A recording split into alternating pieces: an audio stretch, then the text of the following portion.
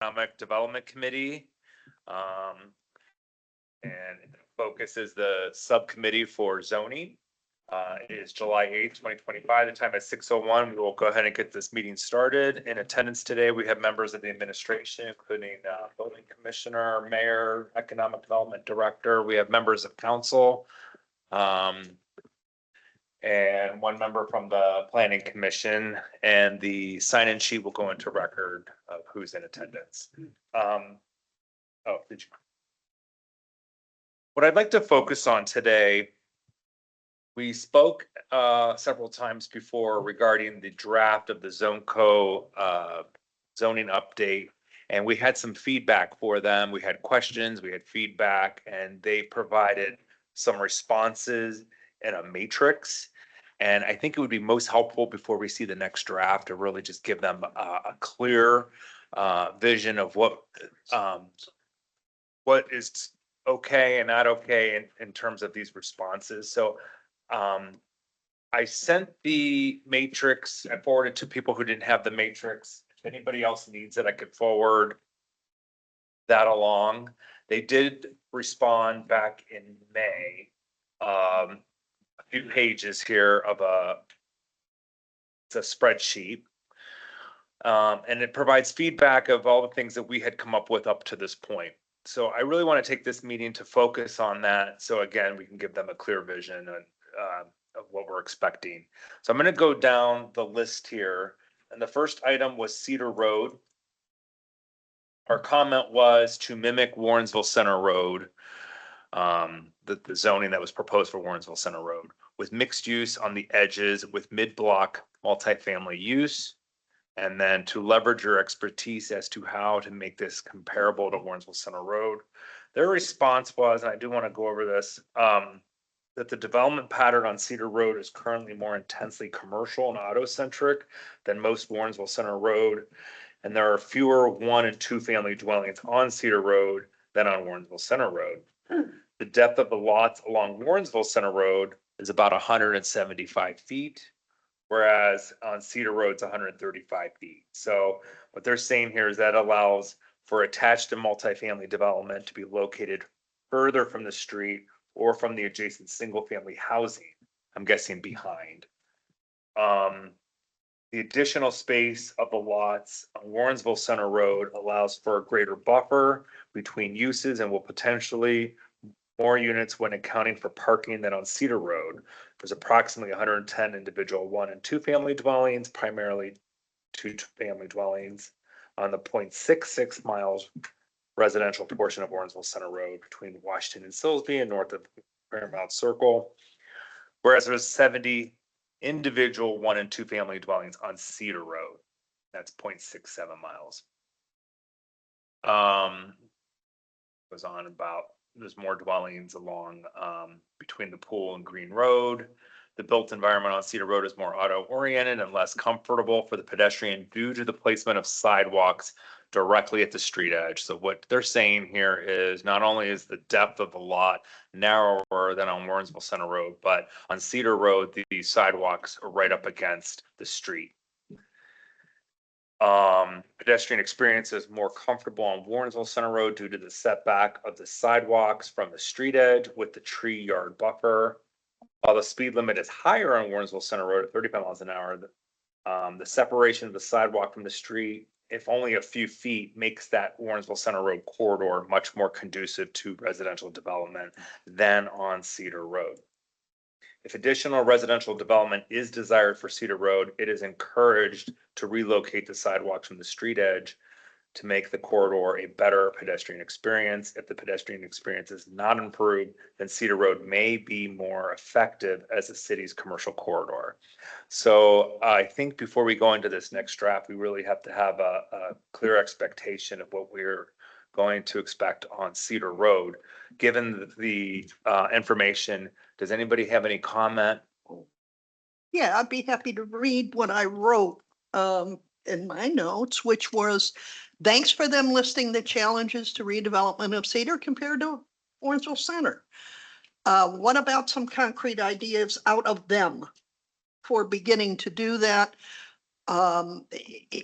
yeah, we do need to sort of think about what is it that we want to envision here? The planning to date, until I brought something up about Cedar, just focused on Warrensville Center.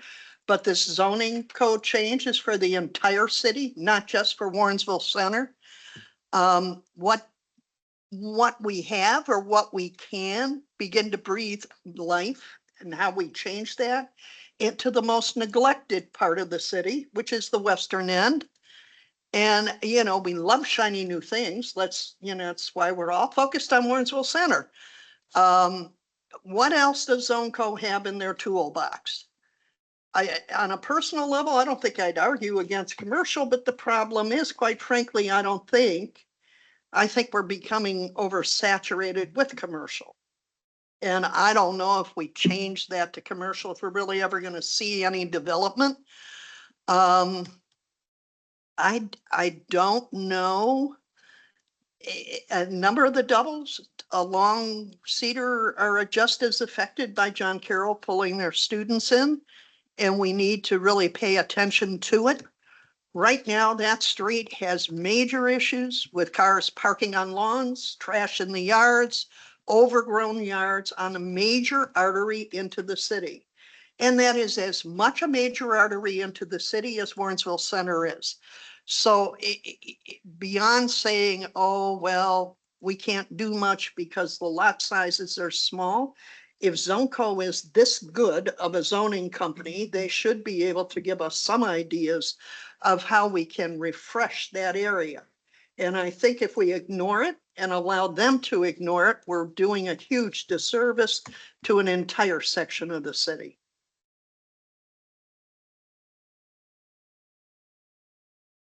Any other, Mr. Thank you, Mr. Rock.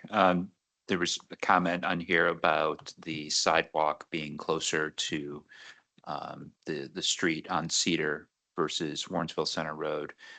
One thing that's different about the sidewalk on Cedar is that it's double width.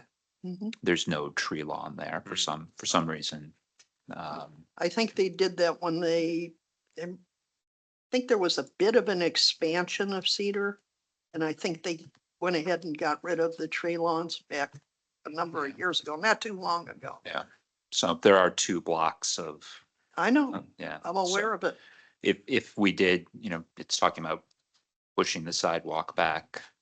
If it did come to that, it could drop back to being 1 block instead of 2. So just an observation I wanted to bring forward. It's an interesting point. Regarding the width of the lot, or I guess the depth from around 135 feet versus 175 feet. Now, yesterday at the Planning Commission, the very first application had come before us for 4 parcels on Warrensville Center Road that they propose essentially what is shown in the Warrensville Center Road District in terms of all the parameters and zoning requirements. And I feel they just took it to that limit. So it allowed me to understand what can be accomplished within that zoning code. I do understand here where they're saying with 40 less feet to work with, that particular project probably wouldn't work on that site. So there would have to be a different site planning. I'm that, not yeah. disputing that, but they came back with just telling us, Yeah. instead of giving us, I mean, if we're gonna change the zoning, we can change the zoning. It may mean we may have to change the width of the lots and the whole 9 yards. I don't know, John, if you would know, or if driving up, it seems to me some of those houses on Cedar are actually 3-story. They're tall. They're the ones with the attic. They're 2, but they have an additional. I don't know, what my partner said to me about that other plan is maybe something like that might work in some areas. I think I think we really need to look at doing something on Cedar as well. So as I look at the zoning map here, it looks like what was proposed originally from, I guess, the plaza, Cedar and Taylor, all the way to the library, they list as R1, which in their refined zoning code would include single family and two family. And I know we've talked about separating out two family. So as shown here, they indicate that there is an R2 district, which is multifamily, which occurs from right over here at the school all the way to about the Heinens. So it's possible that R2, in terms of what would be allowed in these districts, could work. Again, that's going to be up to zone code to determine sizes, setbacks, et cetera. But are we saying here amongst this committee that we are okay with multifamily along the Cedar Road corridor? That would be allowed by right? I'm okay with that. I'm okay with Yeah. So I think if we're gonna leverage their expertise and see what's in their toolkit, I guess we should give them some parameters that we are okay with multifamily, yes?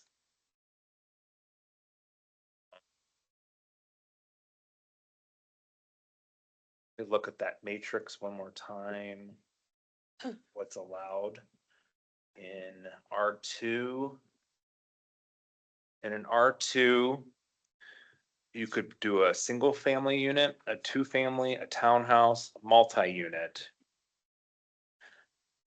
You can get a special permit for group homes, supportive institutional housing facilities, residential behavioral health care facilities, and senior housing and care facilities. I guess the difference between the R2 and the Warrensville Center, the single family and two family are now prohibited, would be permitted by right for multifamily and townhouse. So if we're thinking that, I guess what I'm trying to say is we should just give them, what are we okay with in terms of what's permissible by right, what's permissible by special permit, and what should just be prohibited? I think we should open it up. I doubt if anybody had come along and want to put well, they might want to put a single family home in there. But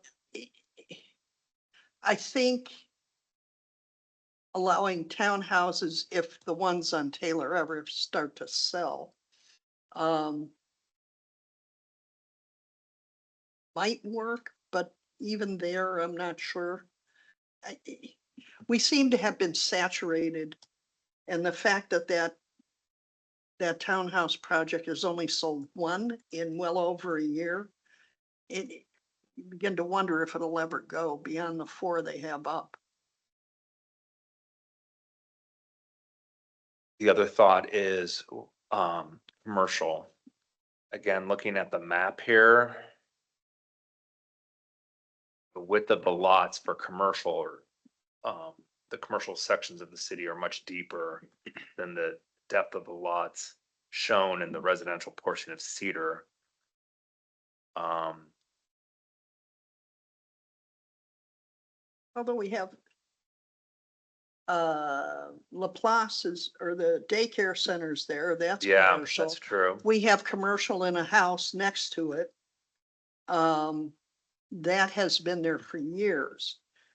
And if we allow commercial, a developer might choose to take a couple of the houses and turn it into an actual.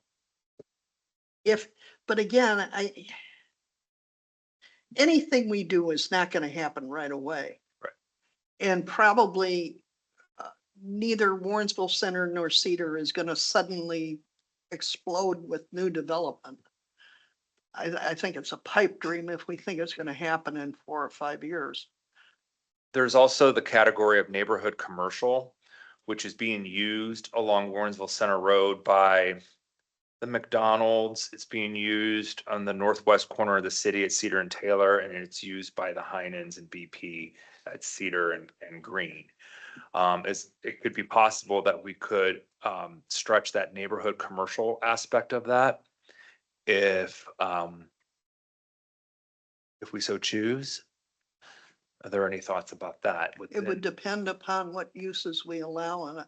The neighborhood commercial does allow for multi-unit dwellings. Some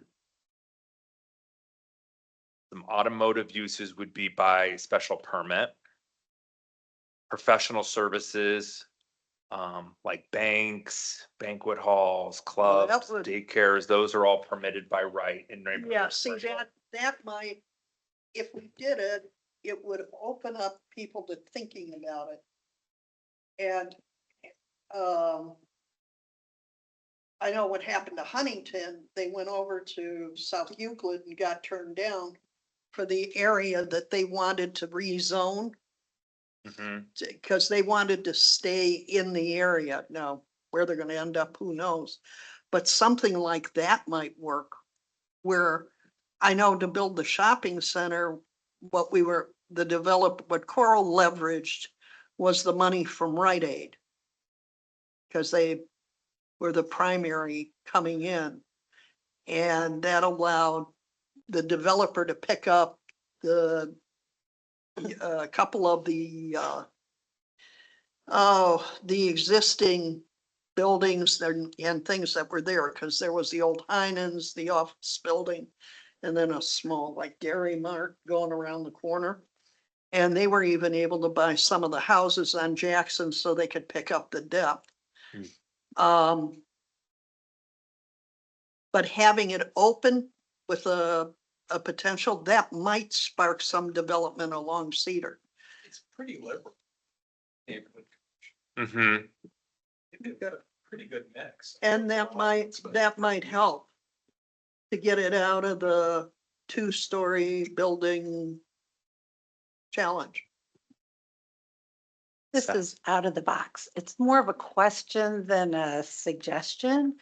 But I think we have to maybe think about what types of, with John Carroll expanding in a significant way, what might be attractive for University Heights to put there? So in terms, like a small hotel or something like that, I don't know if that might be something revenue generating that is, that is, I don't know what the occupancy is at the other nearby places, but just, I'm What's not the sure height what limit? else to think about that would complement or that people would want to be closer to John Carroll University from wherever or engage with besides restaurants. I mean, that's one thing that we have plenty of. I just put that out there. I mean, with regard to the 40-foot difference in depth of the lot, the example shown yesterday of those apartments had surface lot parking in the back. Trying to remember now how it was situated, but I think there was a row of parking, an aisle row of parking. And then the lots went a little deeper as the further south you went. That works on a surface lot scenario. If you were to put townhomes here, you could have garages, you could build on top of the garage, right? You could have your single or your first floor garage, enter from there, go up a flight of steps, and then your units. I guess similar to the townhomes being proposed at the corner of Cedar and Taylor. Yeah. I mean, like the. And those are very Canas? tight lots Where are you talking about? for Cedar. Oh, for Cedar. Yeah. Yeah. The only challenge. Oh. What? Oh, I thought we were just doing. Thank you. Thank you. The only challenge with that is the height. Mm-hmm. And there are some taller buildings and we are fairly well treed in the back. But like the presentation that came in last night, if the developer comes in and takes those trees down, the screening disappears. And you can't replace mature trees, you just can't. But then if the tree ordinance passes, at least there'll be a charge for them taking it down. But they still can take it down. It's private property. That plan was missing buffers in some areas. And if we're gonna do commercial, we also need to make sure that somebody, here's the challenge. I don't think anybody on the council lives next to a commercial area. I do. And I can tell you what drives us crazy. At 1:30 AM, when they bring a sweeper in to clean the parking lot, until I finally found in the codes that you can't do that until 6:30 AM and managed to get building to talk to the owners. That's the kind of stuff that happens because we have I think the buffer is like non-existent in some areas to that back parking lot. And I'm sorry, if you're gonna put in things that, and not just for this, but it's also gonna be Warrensville Center. If we're putting in things that butt up to residences, that needs to be considered. So I guess in terms of feedback for Zone Co, I think what I'm hearing is, what else do they have in their toolbox? What We about are the okay with commercial? multifamily. We're okay with some commercial, looking at the neighborhood commercial zoning code as an example. We talked about sidewalks for a brief moment, that there may be some comfort in shrinking the sidewalk so that there's a buffer between the street and the sidewalk. I guess we could do that regardless. I mean. Mr. Penny. Thank you. So what I'm getting, we're basically kind of are we focusing on Cedar Road right now? On this particular line item. This item, okay. So and this is going to carry over to the Warrensville Center portion, but if you look at Cedar Road, probably I would imagine one of the reasons why you may not see a tree lawn on Cedar is high traffic, and it's with all the road salt and the rocks and everything else, it's probably hard to even maintain it. Similar to Warrensville, if you drive along those tree lawns are, I mean, it's, if there's any green on it, they're lucky. A 1 and 2 family unit along Cedar Road, and what we're probably considering at the same time, even along Warrensville Center Road, is that it abuts up against a residential houses. These are where people live. The Van Aken there was a comment about that last night. That new Van Aken district, it is surrounded by commercial. It is not surrounded by residential. Mhm. I was over on the Fenwood area about an hour or so ago. And if you're at the corner of Fenwood and Meadowbrook, and you look towards diagonally at that house towards the Hillbrook and Warrensville corner, that house is approximately, I'm going to say at least 1.5 stories to 2 stories below level. So if there's going to be a 4-story building there, if there were to be, they're going to be towering over those houses over there. So I guess my 2 cents about that area, we just need to be conscious of the slope of the Warrensville Center Road, not only north-south, but east-west as well. Cedar Road for the same thing. You have, I would imagine we probably wouldn't have an appetite to have a 3 or 4 story townhomes or apartments along Cedar towering over those residences that are in that area as well. And I agree with Ms. Weiser is that we need to consider the buffers that are required. Because if you look at McDonald's, unfortunately, as that example, there's a wall there, and that's basically about it. The parking lot goes all the way up to the houses. So I would like to see some buffers that go along it. And I think I know all of us are trying to be conscious of the residents in those particular areas as to what would invite development at the same time. Where should commercial development be encouraged? And I think just by eyeballing it looks like the depth of the McDonald's lot is much deeper than these ones on Cedar. and that McDonald's just fits. So I think this is a particular challenge. And it'll certainly be a challenge for any developer looking to do some type of work on Cedar. So I don't know the answer. I don't know. I don't know. But I think what I want to do is move on to the next line item here. And I think that'd be a discussion we have to have with zone code. Next item on the, John? yes. Yeah. Looking at the allowed uses under neighborhood commercial, is there, and it may be just in the table in general, we have eating and drinking establishment, but is there a separate breakout for quick service restaurant? You know, drive through, drive up. There was a drive-through line item on here that was, I think, by special permit.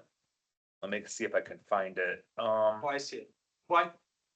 Yeah, under automotive uses. That would be by special permit.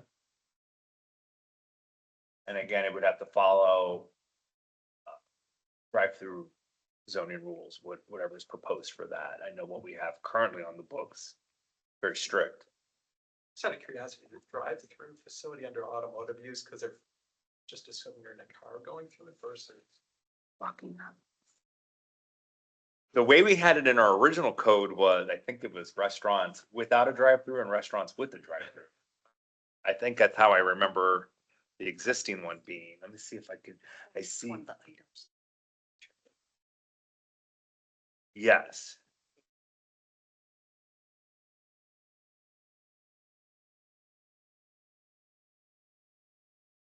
Okay. Can I move on to the next I item? have Can I one- make a comment? Yeah. I'd like, and while we're on the Cedar Road and use and things like that, and one thing that was brought up last night was the stormwater management with that Right. project. Yes. So that project was less than an acre, so some of our strict, guidelines in regard to that don't really come into play. So maybe they should consider lowering that so that some of these developments can be forced to make sure that they have swales, Lowering what? I'm sorry. the acreage required for things like swales on a property, things, things that will help manage the water and stormwater more. Those kind of things don't really aren't required for properties or projects less than an acre. So that Oh, you're project, saying lower the threshold in which we so- require the swales. so make it maybe a 3/4 of an acre or something, so that when it's a smaller project, those conditions can be mitigated. I mean, I go to stormwater issues all the time throughout the city where it's, flowing through people's properties. They can't manage it. Right. That's something you could do through like a lot coverage. Yeah, with, Yeah. like, again, last night, Okay. their pervious area was pretty big. So that Right. water would have to go somewhere. They mentioned trying to get it into a storage container underneath the lot. I'm not sure that would be, what happens to the water while it's sitting in there. So there's a lot of things to consider. So if we reduce the requirement or reduce, those controls can be relevant, that might help. Okay. I have one quick Sure. question. In neighborhood commercial, now that I finally found my table, assembly halls and meeting places are not showing. Right. Yeah, would those be allowed with special permits? It has a dash, which means they're prohibited. The open circle special permit. Okay, let me check real quick. It's a dash. I think we need to also look at that on Cedar. Assembly hall and meeting places. Mhm. What do we have? Because that covers churches, right? No, I thought that was under something else. It is a place of assembly, but I thought we had a Yes, place of worship. on here. institutional, okay, institutional uses, auditoriums, cafeterias. Yes, religious places of worship Are allowed, okay, and they are allowed by right. okay, thank you. I just wanted to confirm that. Okay. Again, I'm gonna move on from this line item. I think we need to have additional conversation with Zone Co regarding Cedar Road. I don't think we're ready to. John, can I say thank you very Oh. much for allowing me to get that discussion more course. fully? It got tacked on at the very end of the last meeting. Course. I think the other ones are a little more straightforward. So general questions, why libraries and museums are permitted in R1. The response was these uses are generally viewed as walkable neighborhood amenities. But if not desired in the R1, we can remove them and include these uses in more intense zones. I don't have a problem with it. I know, right now, the University Heights Library is in the R1 district. Same thing as line 2 here where it says, why are libraries treated differently than schools? Meaning libraries are permitted in R1, but schools are not. And that's an interesting question. Their response was school uses tend to be more intense than library uses as they attract more people on a daily basis along with vehicular traffic, particularly during drop off and pickup times. However, from just my observation of these neighborhoods, there's schools within the neighborhood, look at Garrity and Canterbury and the private schools. So I don't have a problem including that as part of R1. Is there any thought on that? Isn't that? Right now, we're saying libraries are allowed. I think the schools were Not allowed. not allowed, which is where they tend to be. Define school. Okay. Would we have? I cannot see the district building a school in University Heights. I mean, we've had almost all of them closed, with the exception of Garrity. I don't think they're coming back unless we have a sudden shocking boom of children. And I don't think that's happening. Most of the districts are shrinking. Could happen in the future. It might be a private school Mhm. that we would see. I don't know if private schools like to, I know most of the charters are along commercial these days when you go looking for them. Or they're in old school buildings that are in residential neighborhoods, but they need more exposure. It could also be that an existing school wants to expand. Jesu's doing some work right now. What if they wanted to buy an additional parcel? And True. in that parcel, they would need to Yeah. expand a facility. Should they be allowed to do that in an R1? I don't see why not.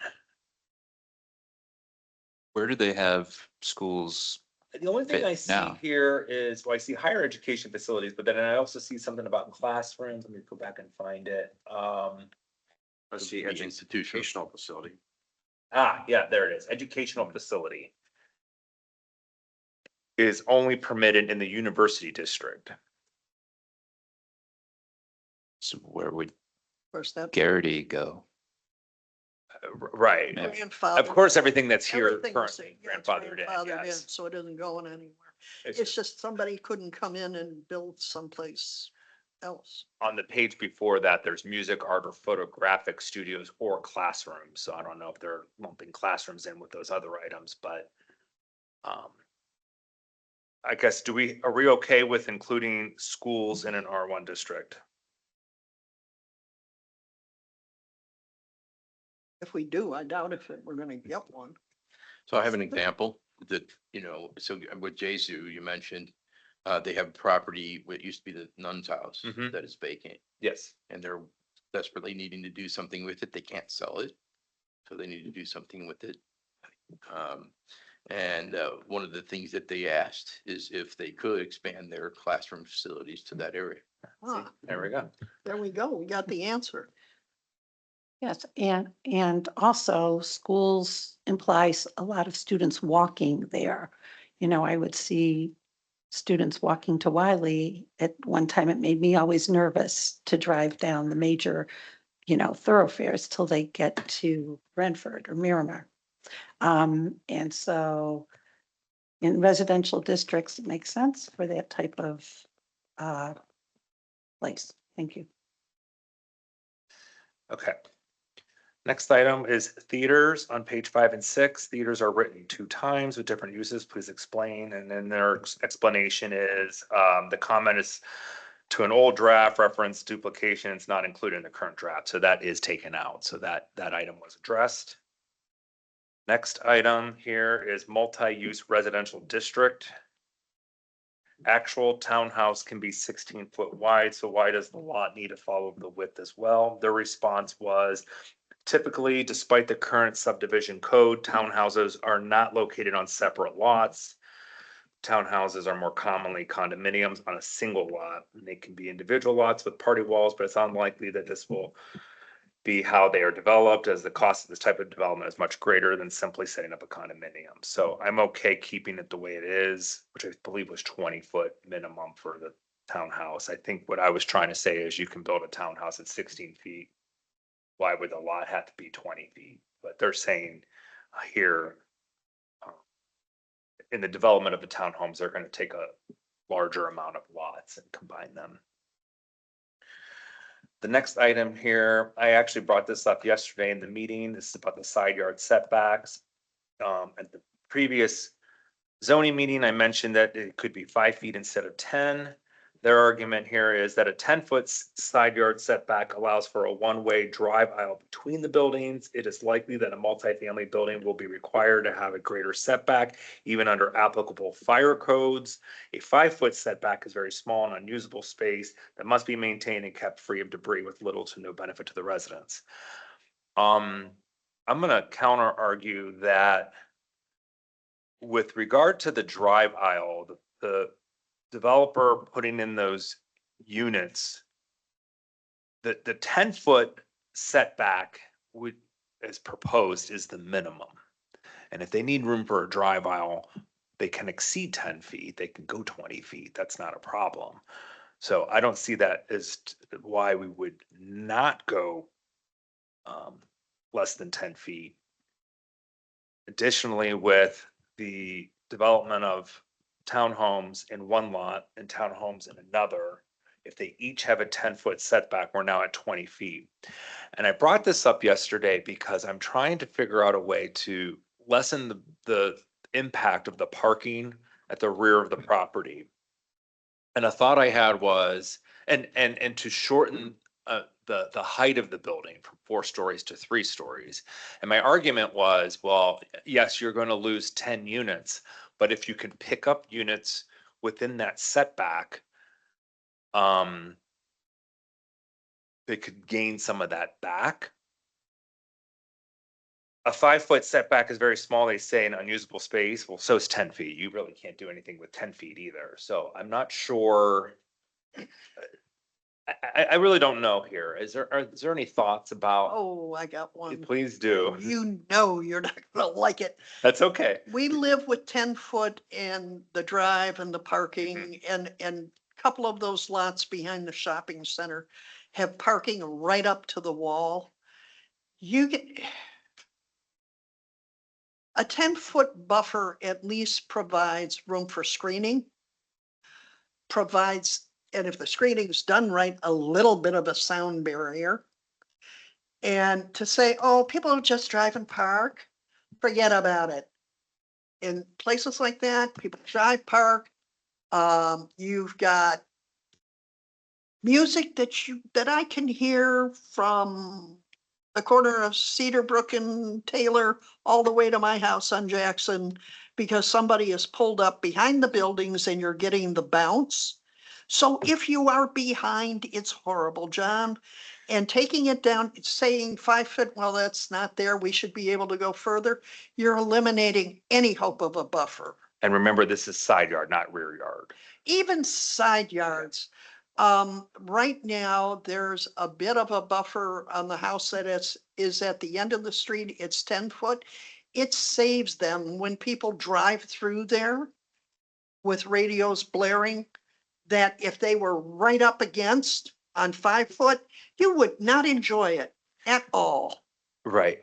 The one thing, if you look at the majority of our streets, the houses, the minimum is 3 foot for a house to be up against the property line. Mhm. And these are for multifamily homes. So it's a similar situation where if the single family and two family can be 3 feet, why couldn't the multifamily be within 5 to 10 feet? Well, here's why.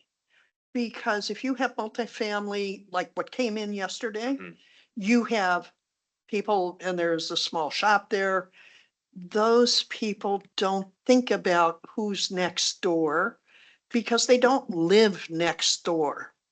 In their minds, they live in that unit, and who's next door is as far away from them as possible.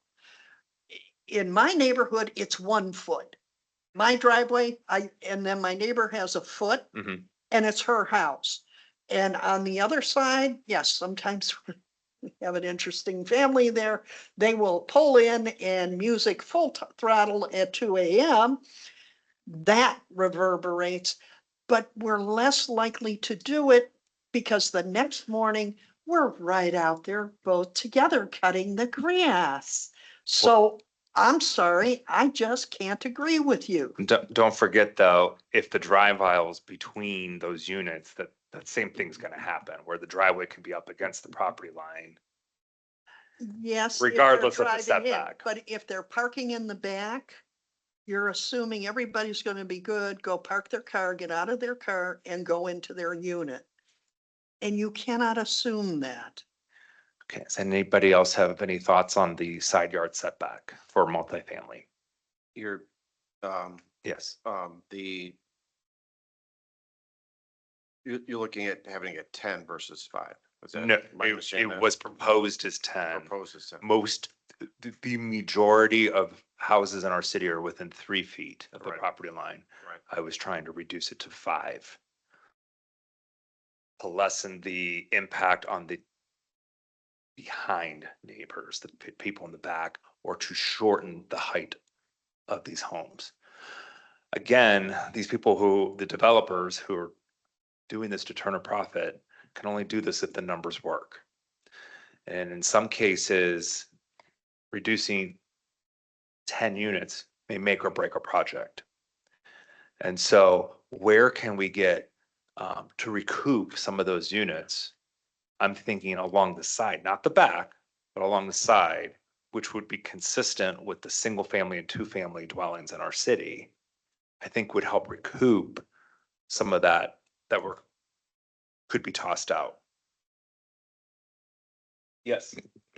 Just from hearing the discussions today, I think this is one that I just tell the consultant, there's not agreement right now as to Okay. 5 or 10 feet.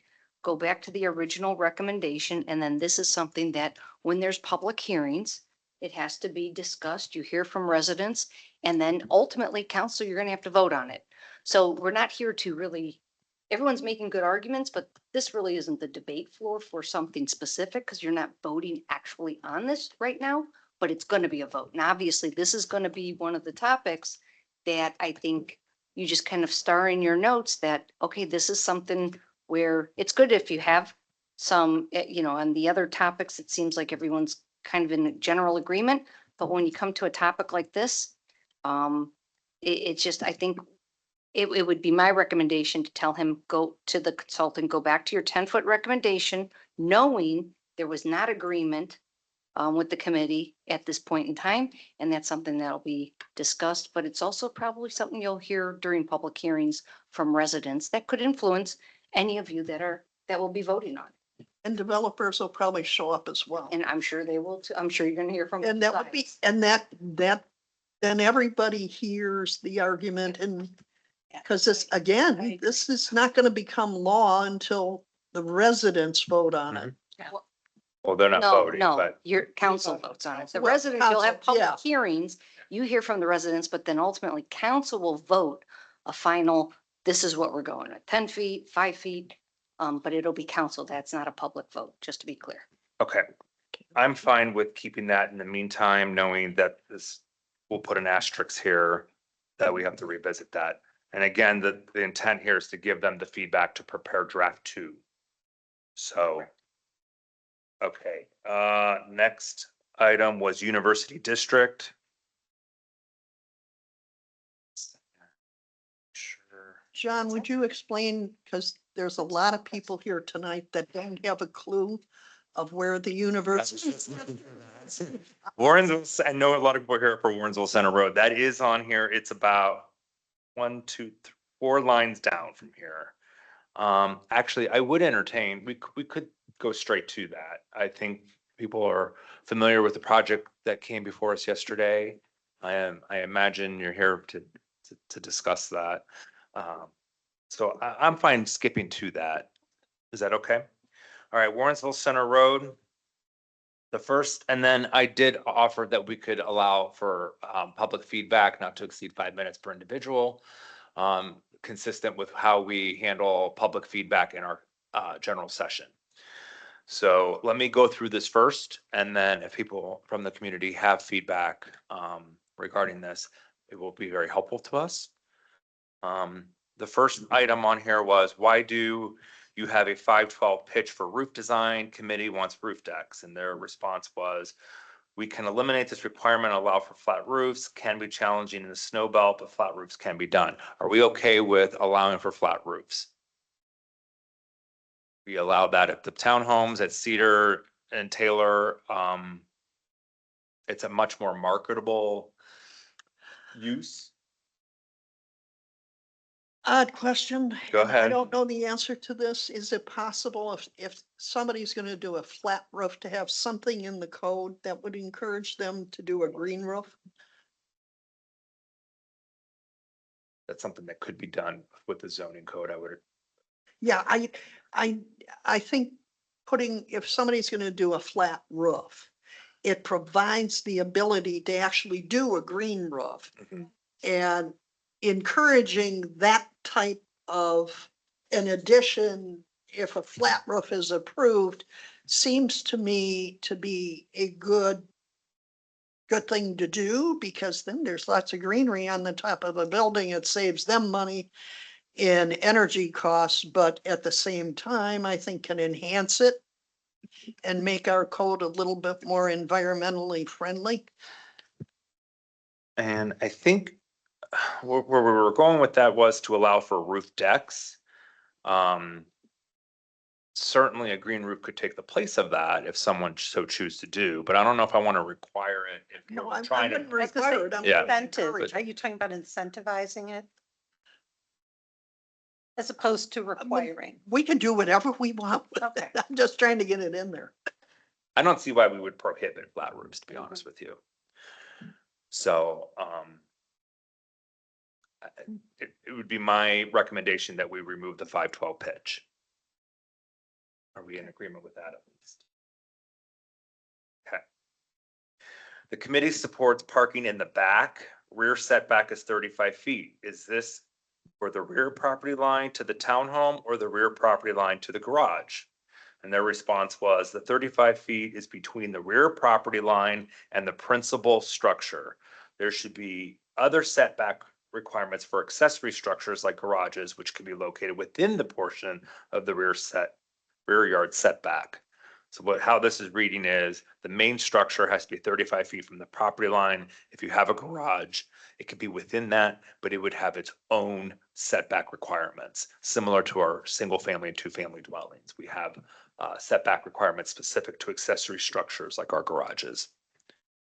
But- Does that answer our question? You live with the current code because you're on planning. What's our setback now from the I back? believe for the garage, it's 5 feet for the back, 3 Yeah. feet for the side. Tight, but what Or about 5 feet on both sides. what about the main building to the back? Is it- That's determined by the height of the structure. Okay, And I'm It's looking at the 25 building feet. commissioner who can correct me. Could you? 25 feet, okay, 20. thank you. or the height of the structure, whichever is greater. Okay, thank you, Bill.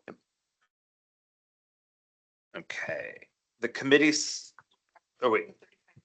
The 35 feet makes sense. It's just, I think that it was a general question. Is it to the garage? Is it to the building? They're answering our question. We're okay with that, correct? Mhm. Okay. Is impervious coverage maximum of 75%? Is this too much? The answer was, among the buildings, the drive aisles, the parking areas, and the garages, much of that lot will need to be developed to achieve this desired densities. While this is a high percentage of impermeable surfaces, it is necessary to accommodate the desired densities on the relatively shallow lots. I could tell you just by eyeballing yesterday's presentation, it is not, at the 75, I think it exceeds 75%. Now, in defense of the applicant, they were using the Warrensville Center Road mixed use code, which was at 85%. As opposed to the residential portion, which is at 75%. So it perhaps it's at 85. I did not calculate it. So, but It just was by 85. eyeballing it, it was tight. Yeah. Are we okay with 75% impervious coverage max? Again, to fit your parking, your driveway, your building. Struggle. I struggle. When we were looking at the conceptuals, that was something I talked about. I had great difficulty with the amount.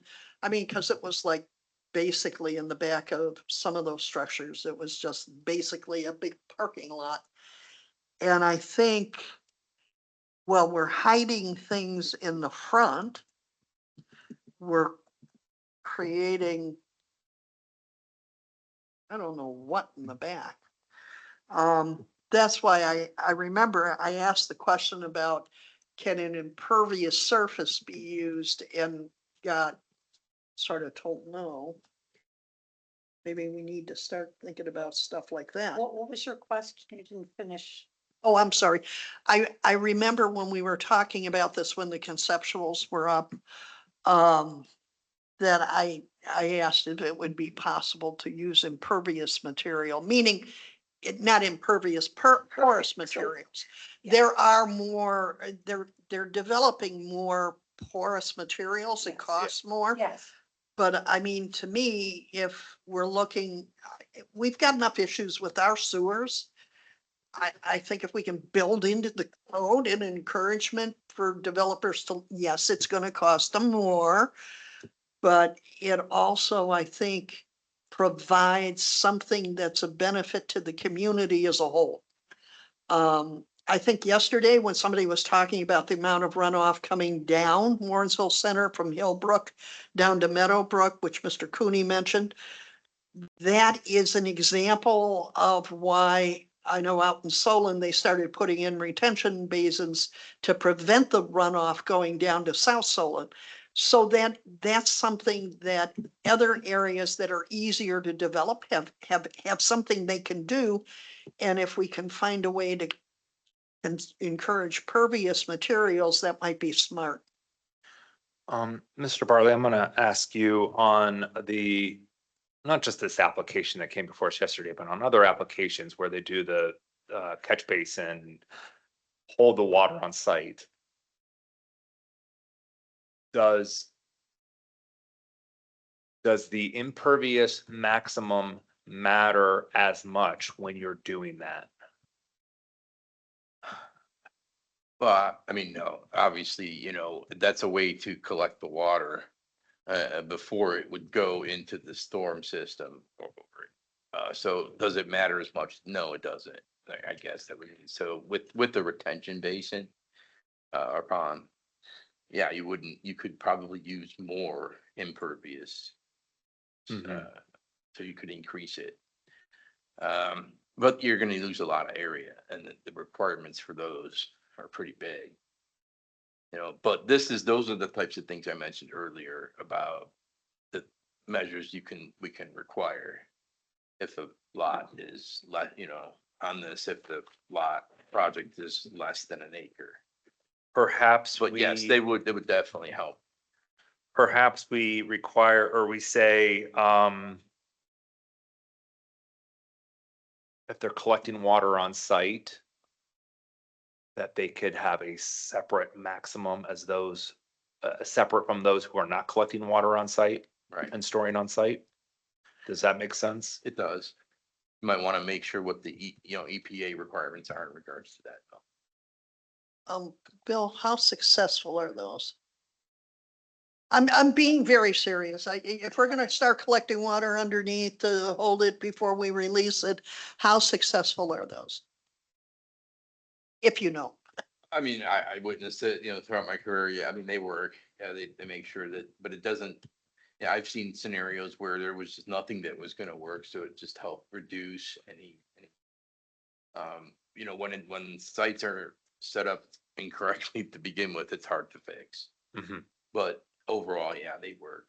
Like I said, there are scenarios. I can think of a couple different properties I can tell in you, Cuyahoga my, County. Yeah, my exactly. pet, every day for development, use those. Could you use your microphone so people in the back can hear? We use those all the time. They're, you know, something like a storm tech system where you can put the water on the ground, store it. You can pretty much handle as much volume as you can on a site. You're also able to treat it, release it at whatever rate Mhm. we've decided in water quality. The hard thing is for a developer is just they're expensive. Yeah.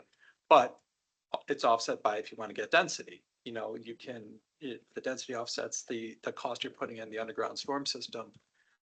Is that the trade for you? But it can be done and it can be done successfully. So, but basically their response here is saying, if we want to get the development, we want the parking and the drive aisles, and you have to understand a parking lot could be 60 feet deep if you're gonna have parking stalls and aisle parking stalls, that's 60 feet right there. If we want these things on a site and not have street parking, that's the price we're paying. We're at that 75%. I think that we could ask Stone Co. to come up with a percentage that separates for the retention basin versus people who are not storing water on site. We could Right. ask them that. Are we So okay with what- that? I want to first clarify, are you talking about a storage tank underneath a parking lot or a retention basin at the back? I guess. There. Yeah, see, so I'm not familiar with the new systems where they're underneath. I haven't seen many of that, but retention basins on site where water's Yes. directed into that area, you know, it definitely reduces what goes into the system. They do work. Thank you. The permeable pavers, the permeable pavers that you're talking about, we've used them. The problems that you get with them around here is when you get snow and ice. Yeah. They freeze over and then it just becomes basically just hard surface Okay. again, and it's not letting the water leach in. On the problem with what we're talking about developing on Warrensville Center, we have existing homes, existing development behind it. If we allow a retention basin in the back, you're looking at water, standing water, mosquitoes, all of those issues. And that becomes not just the properties issue, but the other properties issue. The underground tank as a way to deal with it makes better sense to me. Which if we're allowing 75%, we're basically saying to the developer, you've got to do that. Mhm. And you can't look at a retention basin. Yeah. And I think it's only practical. That makes sense. Okay. Two more things on this Warrensville Center Road. The first one was need landscape buffering in the rear as well. I think they may have just had set to the side, but I agree. It should be in the back. Their response was a 5 to 10 foot buffer makes sense in this area. However, we want to be careful. We can accommodate the level of residential density with the minimum 25% permeable surface requirement and this additional buffer. The buffer can be part of the 25% permeable surface. And that was one thing I wanted to add when we were just talking about that. When you do that buffer, that's going to go into your percentage of a permeable area. Let's just decide, are we gonna, do you want to go with 10-foot buffer then? Between the surrounding properties and anything that's developed on Warrensville Center Road? It makes sense to me. Especially if it's high density. Yeah. Okay. We'll say keep it 10 feet. And the last one on here was projections into the yard. I had recommended that bay windows could also go into that. I think the Juliet balconies as well. They proposed that yesterday. I hate Juliet balconies, by the way. You hate what? Juliet balconies are like the fake balconies Oh, on yeah. the buildings, I don't know why people put. 'em. but it's above the ground. I would argue it could go within that setback. They said they can add. That answers the questions that we had on Warrensville Center Road. I would like to open up to the community if there's any feedback regarding Warrensville Center Road, something that would help us. Yesterday, there was a presentation at the Planning Commission that proposed 36 residential apartment units and a small retail shop at 1,800 square feet. To achieve that, based on the zoning code that was proposed, a minimum of 50-ish parking spots were required. The presentation yesterday did exceed the height requirement, which was 3.5 stories for multifamily along Warrensville Center Road. I think they were using the mixed use component for the building height, which would allow for 4 stories. I think for me, that's a no-go. I think we have to shorten that because there's housing on all sides of that. But I would like to hear from you. So I'll entertain, one person at a time, not to exceed 5 minutes. And if they could come to the podium, state your name and address for the record. Say one thing, Yes. that we are here to discuss just Warrensville Center Road in the zoning code, not the project from yesterday. Right. Thank you for This bringing is that not up. about the project. Yeah, so that is not on the agenda for tonight, is that project. I'm just using that as an example. So your comments should be focused just on zoning itself. And name and address for the record.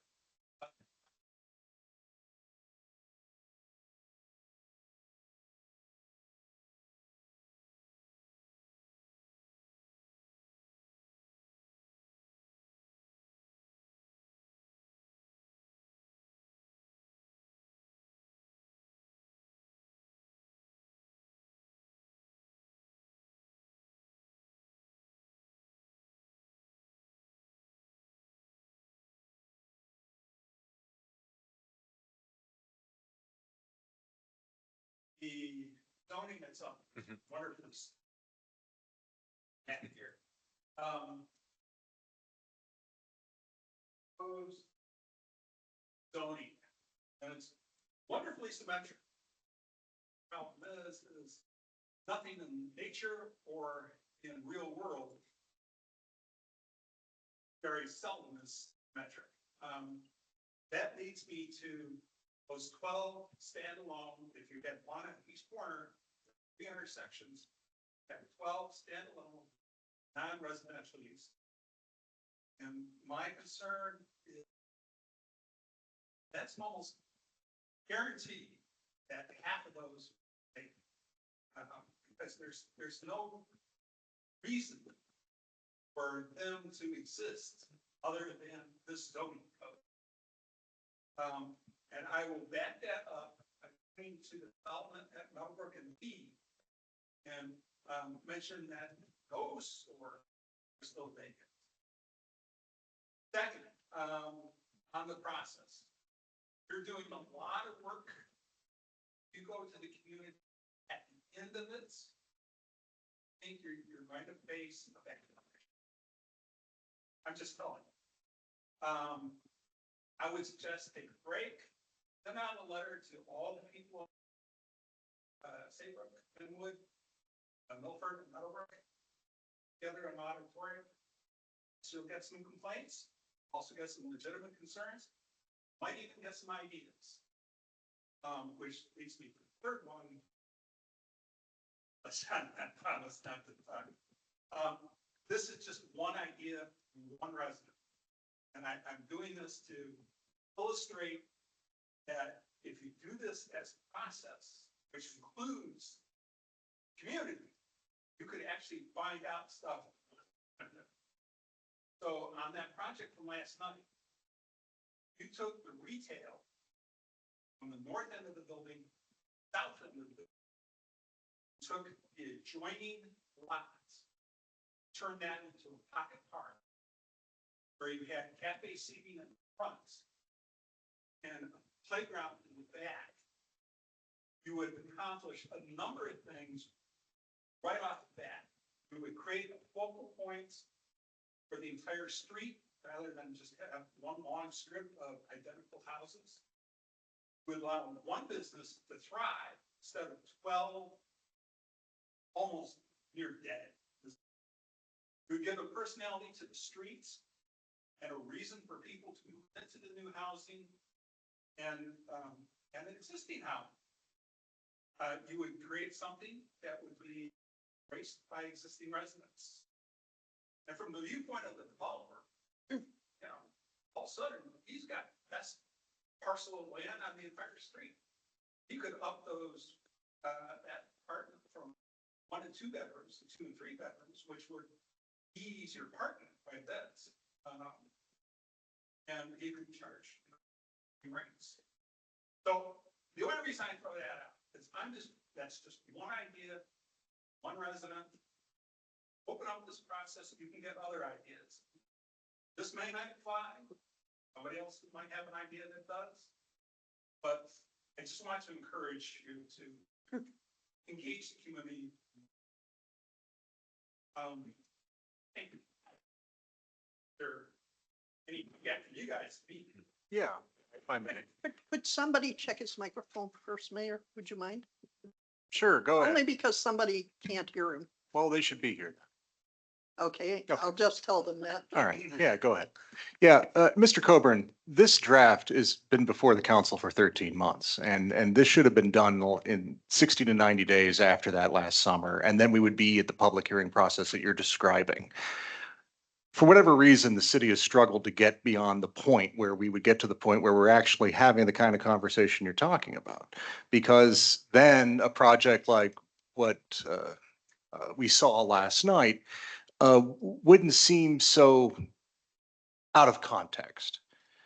We should be having the kind of public discussion you're talking about where folks, come to the meeting with an expectation that that they will be heard and provide feedback to and have a collaborative process with our community.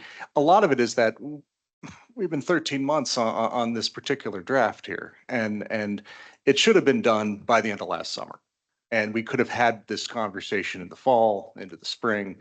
Here we are, it's July and of 25 when, this was provided to the council back in June of 24.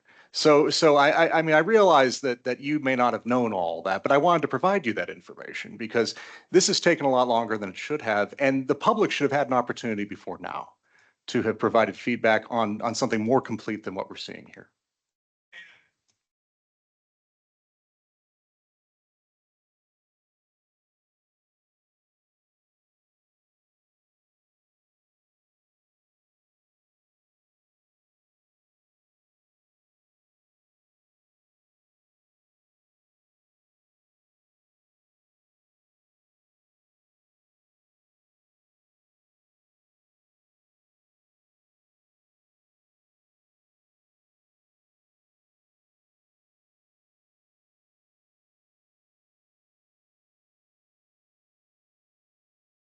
Okay, well, thank you for that.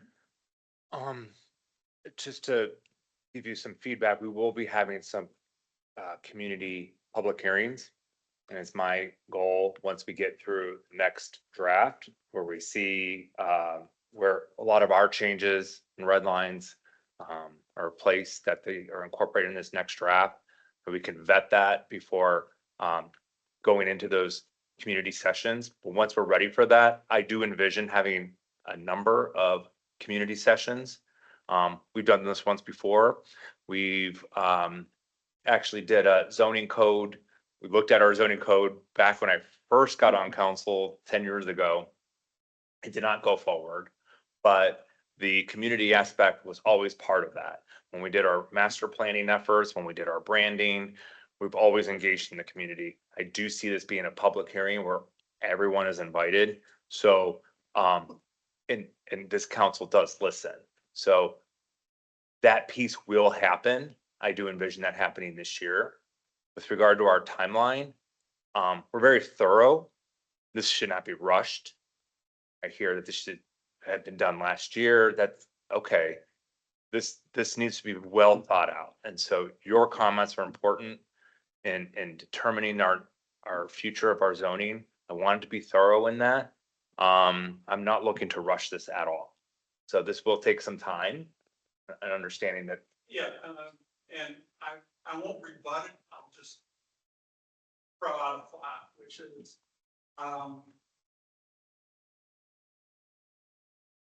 the concern, I think, with residents who don't have a chance to follow what you're doing is if you present them with something, they're going to think that community hearings are just for show. So if you do that, you have to be absolutely sure that you are prepared to make changes and perhaps significant changes based on the feedback you're getting, and that, you know, you aren't going to hand community by and large a finished product where, you know, take the comments, but it's really not going to change anything. No, that's understood. No, we're not gonna shove this down anyone's throat. We're your representative. We're here to represent you guys, and the feedback that you provide will help us. I agree with the communication. It needs to improve. We actually have a full-time communication person on staff. So I will recommend that as we get into these series of discussions here, that is broadcasted, not just in print, we have mailers, we do the magazine, we do emails, we have Facebook, we have multiple tools that we can communicate. We'll make sure that gets in there for those portions of the community hearings. But I hear what you're saying. Yes, I will say, by the way, the schedule for pool, which is one of the most obvious electronic things you do, is a whiteboard. I mean, that's how much simpler can you get than posting the schedule? I get it. Thank you. That's fine there. You have a comment? Well, Councilman Rock, would it be possible for me to tell Councilman King that apparently it's the Teams where they can't hear? Oh. It's the Teams feed. I don't know. That way, anybody who signed on to Teams, since we prefer as a council, and this is a council executive or economic development committee meeting, that we would like our residents to be able to come in via Teams and or Zoom and hear. There are people in this community who are handicapped, who may not be able to come to a meeting. That way we are being accessible for all. And I'm pleased that at least council's trying to do it. Any other resident that'd like to address this committee, please come forward, state your name and address for the record.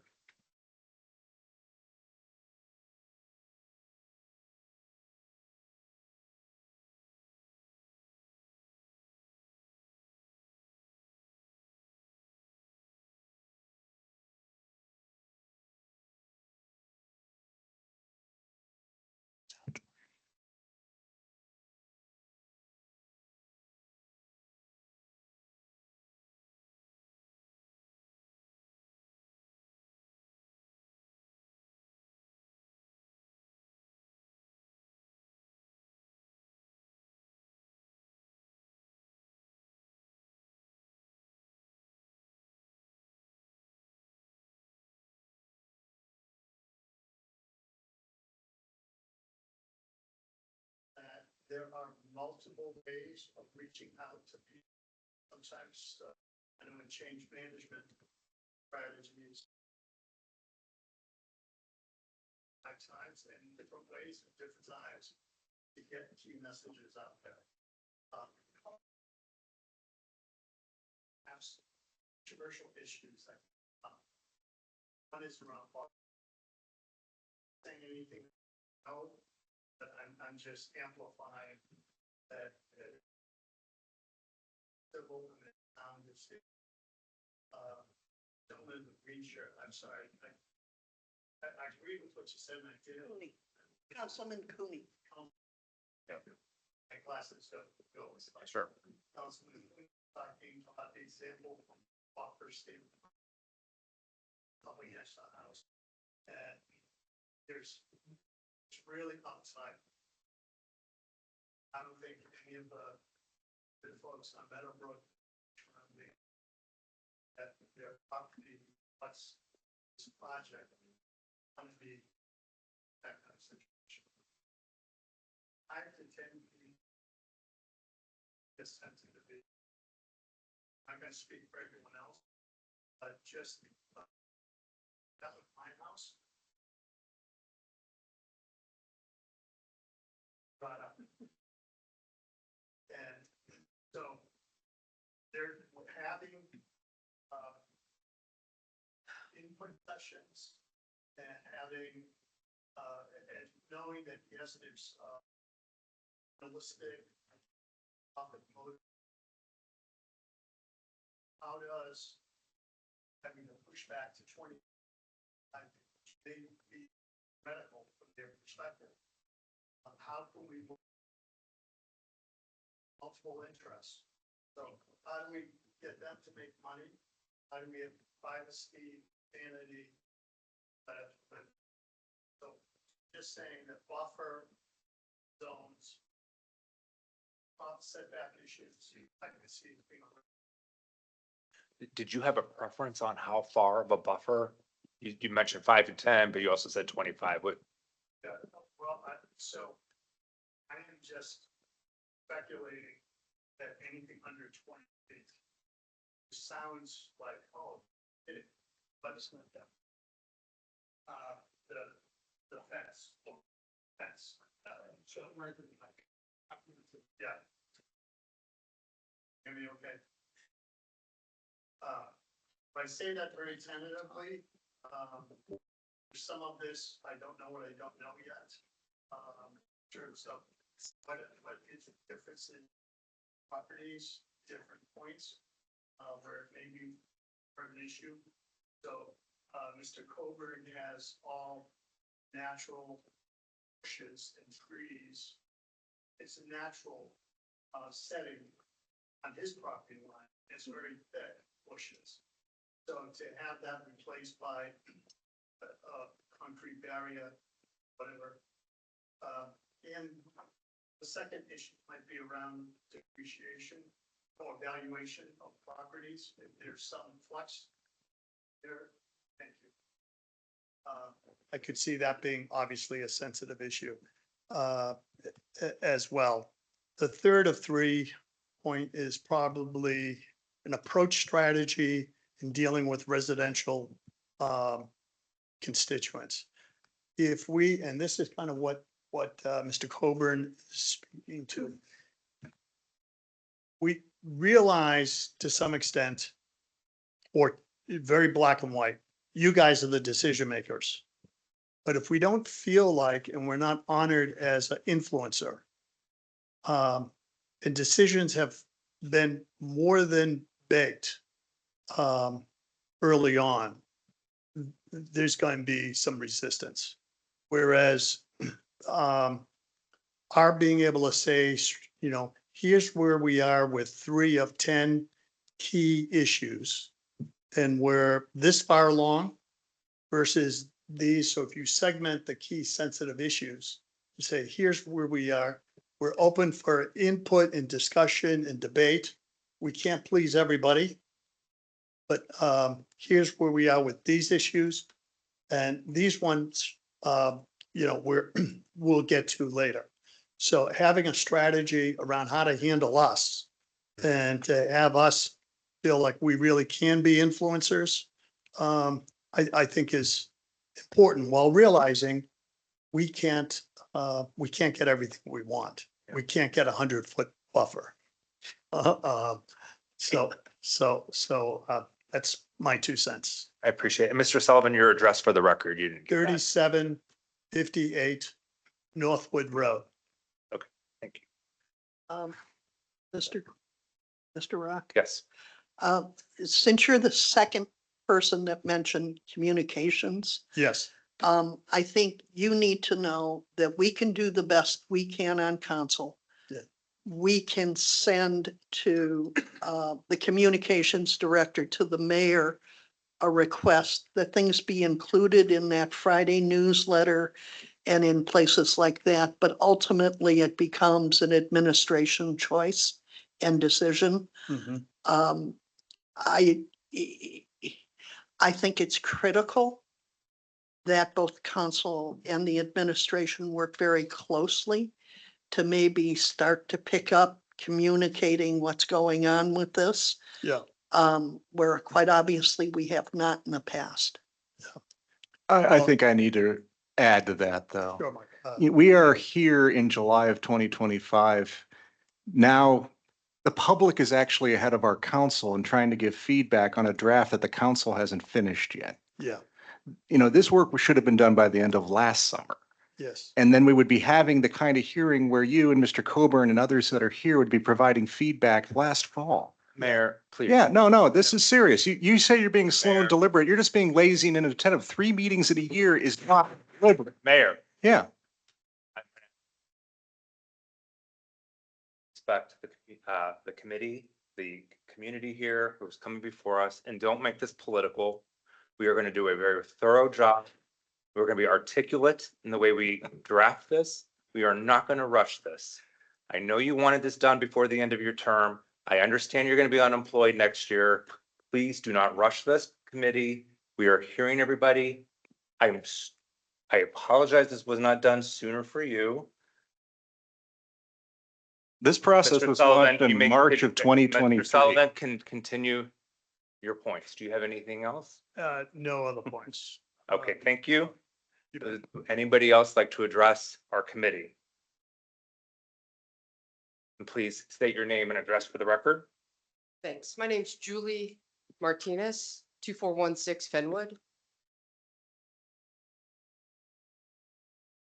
Both of these gentlemen make great points. For whatever the case is, maybe it's my mailbox fills up with junk mail. I don't get a lot of this information, and that's unfortunate, and I'm gonna change that. But it also, I agree, communication has to change within the city, because I'm just hearing about this and I'm understanding it's gonna be behind my house. So my concern with regards to height, and you said capping it at 3 stories. Right, what was proposed in the zoning code redo was to Sure. cap the residential multifamily piece at 3.5 stories. Okay. I And imagine, then a rooftop party deck. that's where the half story is included within the pitched roof. Right. That's allowable, so it would be 3 plus that half within the roof. Volume, Facing Warrensville? I mean, the flat piece of the if roof. it's flat, I would say you would be at 3 feet because you can't do a 3.5 story building, Right. correct? Right. What was missing in this proposed zoning was an actual height in terms of feet. And other sections of the code, they actually say 35 feet, 45 feet, et cetera. I think Okay. that's something we would probably need to consider as Just- putting in actual footage. Because height. currently we get college students urinating off of the garages that we can see at the 2-story level. And so I would like, I would love for whoever is building this project, we're probably not going to be able to stop it. As residents, we can provide the most feedback to you to make sure that you have our interests as well, not just the economic boost that this is going to provide to the city. I think what we're looking for is some layer of insulation from, I mean, what we already are getting, but higher. Mhm. And I don't know what that is. I mean, but how they design it, I guess is part of what you guys are working on. I get that. But I'd like you to consider the residents that have to live behind this and hear this and see this when I go outside and I've got my dogs, and currently I see college students, and I'm glad to kind of get rid of that. You know, but what is it replaced? What's being replaced? So anyway, that's all I have is that comment. And to address your concern, I agree that 4 stories is too tall. Yes, I mentioned that last night. 3 stories is pretty tall, It's tall. And especially, these are taller floor to floor heights now. right, that's in- right. In today's Yeah. construction. It's just a preference that people have. So Right. I understand, sympathize with that. And the parking and the car radios and the people who sit outside and talk loudly as they're, I mean, it's, urban living. I get that. And I'm not trying to dissuade development. I'm just wanting everybody here to be very thoughtful in how you come up with the development and what you require from the money side of this, from the people who are making these developments. I don't really care how much money they have to put out. That's not my thing. I bought into this community because it was a quiet, safe, secure community. And if you drive down Fenwood, anytime between 10 a.m. and 8 p.m., you're going to see a bunch of little kids playing in the street and running across the street. And we already have parking issues on the street. So anyway, I'm not going to Yeah. get into that. I'm just going to say, just please be thoughtful in this process. Yeah. Thank you. Yeah. Thank you. Anybody, please come to the podium. And then state your name and address for the record. Hi, this is Jason Ditzel. I'm at 2395 Fenwood Road. Thank you for giving me the opportunity to speak to the committee. Your message got through to Fenwood last night, loud and clear. Everybody was very surprised. We've been talking about it all day. Many of us have been, sharing, trying to figure out what's going on. So I saw the actual plan for the first time today with Warrensville Center. I've been here for 22 years. I would encourage you guys to think about this idea of high density and first define it or make it known better to us. And then what I saw was too high. Okay. So I think that if we say what we were talking about is, hey, we know that Warrensville Center needs some sort of refresh. Let's do those garden apartments 2 stories tall, not 3 or higher. Make them brick all the way around, blend in. Get garages in there, no parking lots. And no commerce in the middle of the entrances to neighborhoods. And that's all I have for feedback right now. And I will provide feedback once you guys have more planning, but I would like you to think about that. Okay, thank you. Appreciate that. Thank you. Mr. Rock, Yes. before you go away, Mr. Dissel, one of the things I think I'm becoming more aware of is what that small retail was supposed to be. Part of what this was, the zone code was giving us, and I walked into this process when it was already in process, was an idea of a walkable neighborhood. So those commercial tucked in there are not major commercial. They might be a coffee shop or a hair salon where they serve the immediate neighborhood. In other words, what we would call in the term a lower order good, one that most of us need and don't want to travel too far for, which it fits into the idea of walkability. Do we absolutely want to get rid of them? I don't know. I would offer to think about that is not intended to be a retail establishment that is really commercial and is driven where you're getting people driving to it. It's supposed to be something that is needed within the in the immediate walkable area. Do we have a high degree of walkability already in the city? Yeah, we do. We can argue and talk about that back and forth. I think that's a really valid conversation as we go along, but I just wanted to clarify that. I've been reading your post on Nextdoor. Thank you for posting. And In trouble. it is, no, I mean, it was educating me. I don't agree with you in many Yeah. of the points, but thank you for putting it out there because it gave me context. Okay, thank you. But in terms of the walkability, we walk around the neighborhood. I think everybody who lives on the street does. We can get to our coffee that's there in those areas that are already there. I just think when I see the red on the Warrensville Center plan, not just in our place, but the rest of the plan, you're putting more traffic, more people who are going to stop there in their cars, run in potentially from Warrensville Center into the entranceways into the neighborhoods. Keep that stuff on the outside, I think. I mean, so that's number one. Number two is make the building look and fit into the rest of John Carroll, our brick houses. The thing stuck out like a sore thumb. I'm like, oh, come on, we're gonna do another one of these things that's all over Cleveland Heights. Do we really need that? Let's make it look good. I mean, we have zoning to make it look good and make it fit in. Don't stop it, but come on, let's put some extra aesthetic in there, okay? So, thank you. Sure. I just want to be, that councils needs to be very careful about something, even though the intent might be you want retail that would serve the community or that neighborhood, that you can't control that. So be very careful when you vote on these items, because you may say that's your intention, but when you do retail, you can say a permitted use and not a permitted use, but those permitted uses can be very vague. So even though you think, oh, we just want a nice little coffee shop, you can end up with something that's high volume. So high intensity. So you've got to be very careful when you're looking at this, when you vote on it, because you may have in your head a nice little boutique shop, but that doesn't mean what retail, when you say R7, for example, in our code today, R7, we could put a lot of things in R7. Some you might like, some you don't like.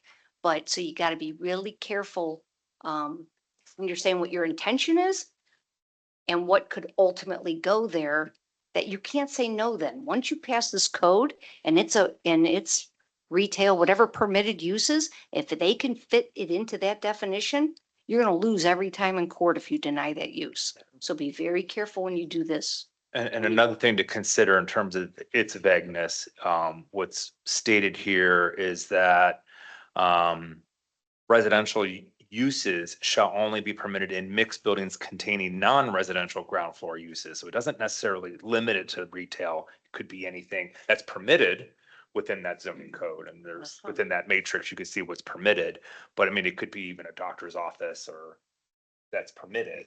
Right, but be. It's non-residential use. Right, or be specific of what you want the permitted uses to be. Yeah, I agree with Yeah, that. you think I'd remember that?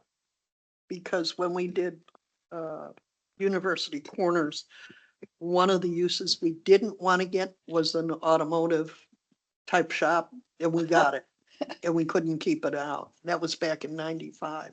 That became Sherwin-Williams. So can, John, can I make a comment? So that brings up the, maybe a suggestion to Zone Co in regards to what type of retail. Yeah. And Yeah. to try to identify that more in more subgroups, where you would have local retail, general retail.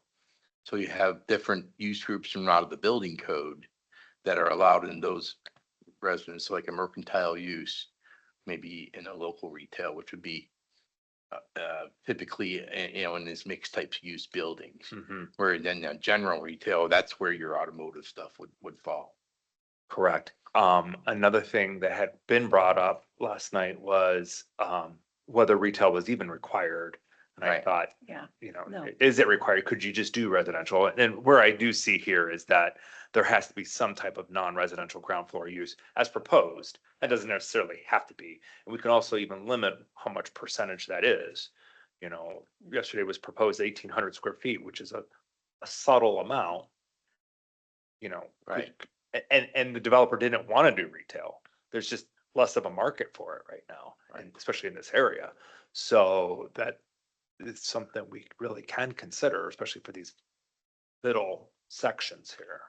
Right, like say maybe limited to like an office, so, local retail where, that's a business use out of the Ohio building code. So an office, not gonna have a lot of visitors all throughout the day, and parking, things like that. But that is non-residential. Yeah.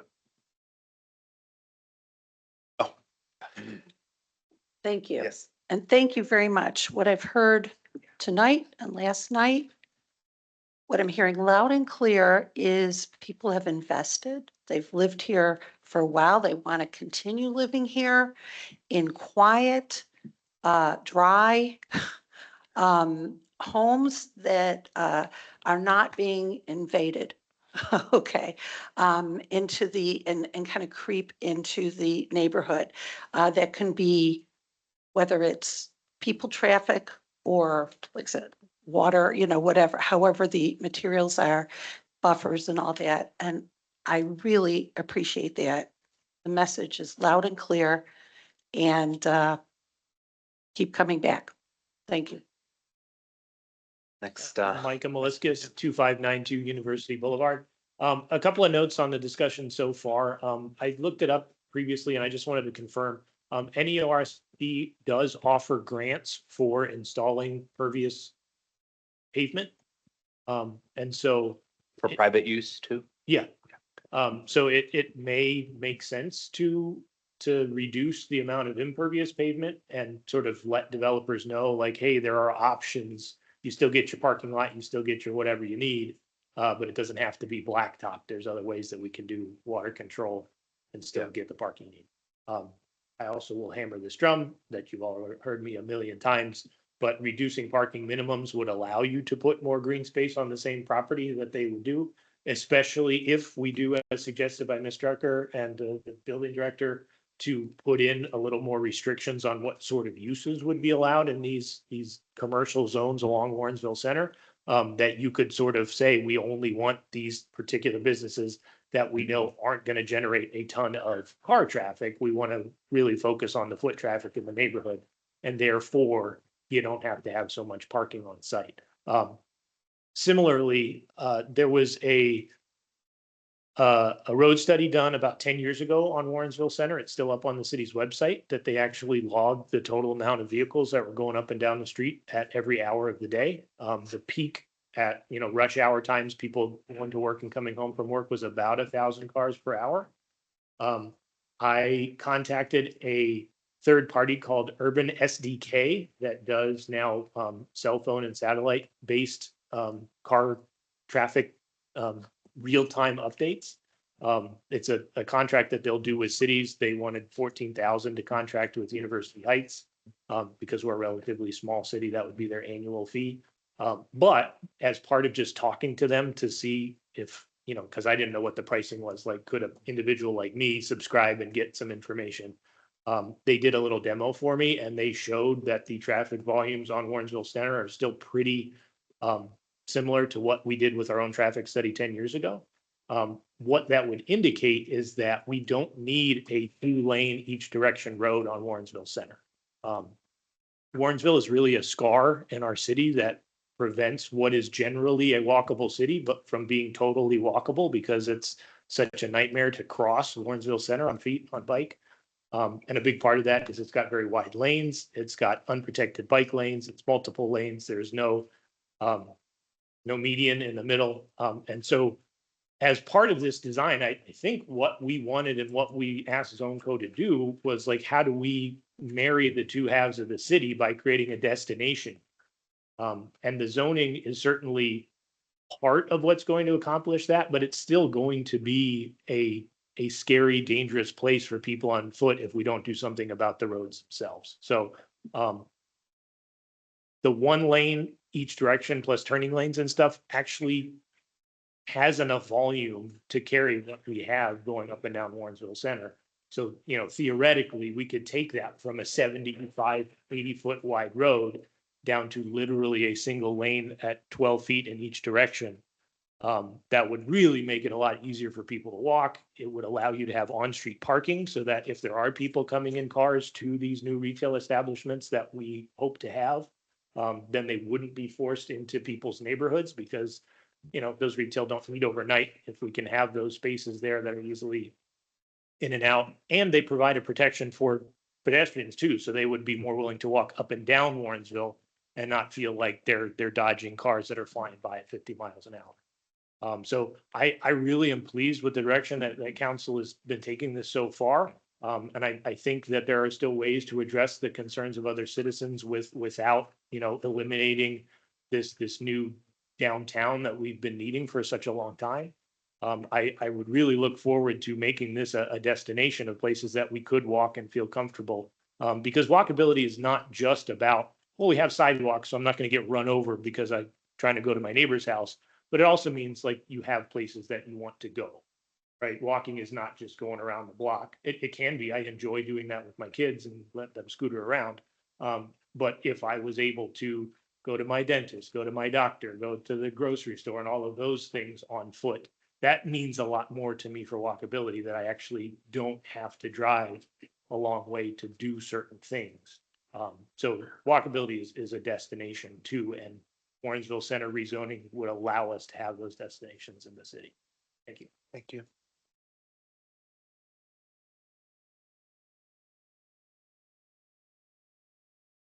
Can everybody hear me? No. No, louder. Hello? Yeah, Yep. The acoustics are bad. yeah. And your name and address for the Sure. record. So my name's Joe Remy. I live at 2402 Fenwood Road. I just moved here last year from Philadelphia. I lived there for 20 years. So I love the neighborhood so far. I've got great neighbors, some of them who are here tonight. It's a great street for my kids and I to play on. I think, I know that this specific meeting is not to address the development that was proposed last night, but I just, in looking at the designs, you know, I came from a big city. This is cookie cutter. This is everything that you see in every big city across the country right now. And I think just as from my perspective, just we moved here looking for something a little bit more quiet. It looks like this is going to kind of change the character of the street that we moved onto. And I would just ask anybody here, like, would anybody be interested in having a 3-story townhome in their backyard? Because I think that's kind of what it's looking like it would be. I'm really appreciative about a lot of the feedback and that other residents have given, and it seems like you guys are all really receptive to what everybody's saying. And I was kind of thinking last night, are there any examples of development that has been done that can kind of be a little bit more dense, but maybe not as dense as what's being proposed right now? My youngest son, he goes to a daycare. It's right at the corner of Chagrin and Longmont and Shaker Heights. And there's really nice townhomes that are right at that intersection. They're about 2 stories high. They kind of fit in with the general aesthetic of the neighborhood. There's also some retail on that block right there. It's also a busy road like Warrensville Center. So I think, I don't know, I'm sure you're familiar with it. I don't know if you've ever really paid attention to it, been driving by. It's just an example of like maybe something that's like a little bit more thoughtful that would fit into the character of the neighborhood a little bit better. I'm all for walkability. I spent, 20 years walking all about a city. I would love to be able to walk across Warrensville Center a lot more easy. My kids love to go to Walter Stinson Park. It's impossible for me to walk there. I have to take my car every single time. So I'd love something. And I think a lot of people here tonight have kind of just include us in the process, because I think something can be done, and I think it actually could be improved upon what's currently on Warrensville right now. So I really just would ask everybody to really think about all of us here who will have homes that are directly impacted by this, and just do it in a thoughtful way. So thank you very much. Appreciate it. Could you tell me, that's Chagrin and what? I believe it's Chagrin and Longmont. They're Longmont, just like okay. 2-story townhomes. Yeah. Thank you. Thanks. Would anybody else in the audience like to address this committee? Okay, We have 15 minutes left in the meeting, and I think we are probably at a point where we're obviously not going to get through all this. We'll have to have another meeting. Would we like to at least take a moment to digest what we heard? Any particular feedback from this committee regarding Warrensville Center Road based on feedback we've heard today? To at least get some kind of insight to ZoneCo, yes. Thank you. I mean, I'm not on the planning committee, so I, sit in the audience and kind of watch You're still a stakeholder. what's going on. Stakeholder. I'm hearing, like I said, loud and clear that to make it a downtown, if you will, is not exactly what the residents want. They want to have, and we'll hear more, correct me if I'm wrong, if I misheard something, but like any of the other side streets, I mean, to live in University Heights is to live in a quiet, peaceful, neighborly, very residential setting. And in order to set down roots and just be here for the long haul, to build high density apartments or housing, however we want to call it, along the corridor has to be very well thought and not cookie cutter. That's the word. I know what you're talking about in Shaker Heights. It's beautiful and it's brick and it makes me feel warm, you know, when I drive by it. So there's a little more we can do in terms of researching and maybe driving it more than having developers come and dictate, you know, and show us what they want. But we can maybe look around and see what we think and present it to the public and then use our energy that way to accomplish our goals. In terms of retail, we do need revenue. We need to offset our taxes. So I think that was part of the thought process as well. How do we find that balance? And I think we can do it. We don't have to reinvent the wheel, but we definitely need to look around and see what else is available for us to Yeah. consider. I love the idea of the pocket park. I can think of a couple other places in the city where there are partial properties or, you know, space. And that is a real win-win, not just on the main thoroughfare, but inside. So thank you.